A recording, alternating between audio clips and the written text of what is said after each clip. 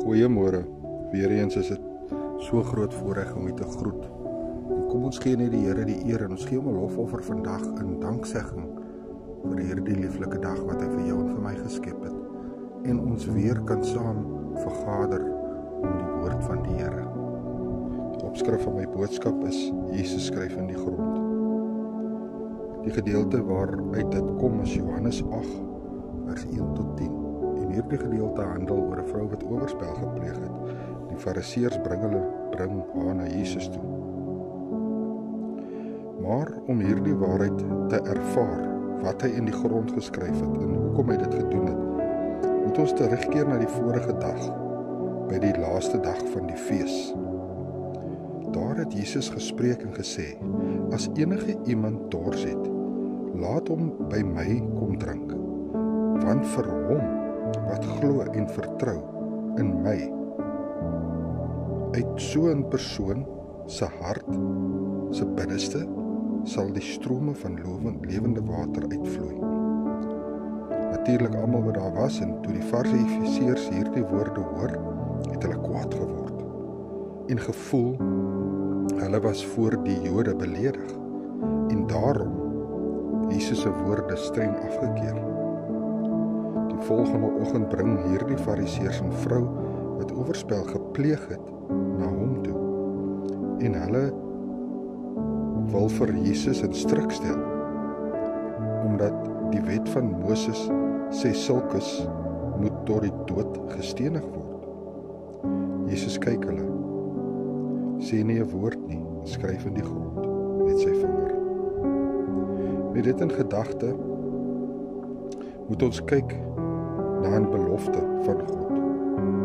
Jeremia 17 vers 13 sê, Here, die hoop van Israel, almal wat u verlaat, sal beskaam staan in belofte.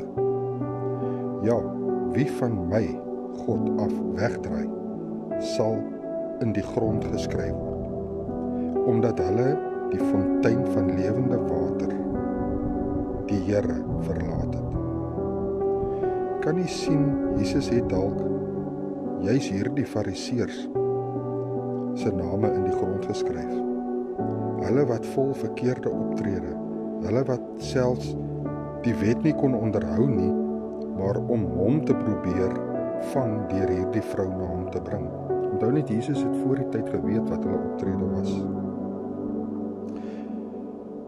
Met dit gesê, as ons kyk na ons eie lewe, en soms wil ons nie luister nie, en soms neem ons nie die woord aan nie, en soms draai ons rug op Jesus, het Jesus nie dalk u en ek se naam ook in die grond geskryf nie.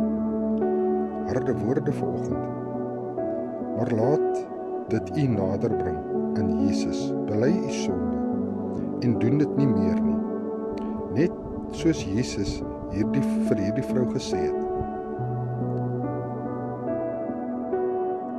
Hy het gesê dat, waar is hierdie mense nou? Sy sê nee, sy weet nie. Hy sê vir haar, jy is vergewe, maar moet dit nie weer doen nie. Nie weer hierdie sonde pleeg nie. As 'n Nuwe Testamentiese gelowige onder die wet van Moses nie, maar onder God se genade is wat ons leef. As jy Jesus aanneem en u sondes bely, sal hy u vergewe. Neem tyd vandag en laat hierdie boodskap insink en val op jou knieë voor die Here en begin hom aanbid. En bely u sondes, elke liewe sonde wat u aan kan dink voor hom en vra hom om vergifnis. Ek is pastoor Gary, brood en water 5 minute woord seëngroete en weet net, Jesus steek sy hand uit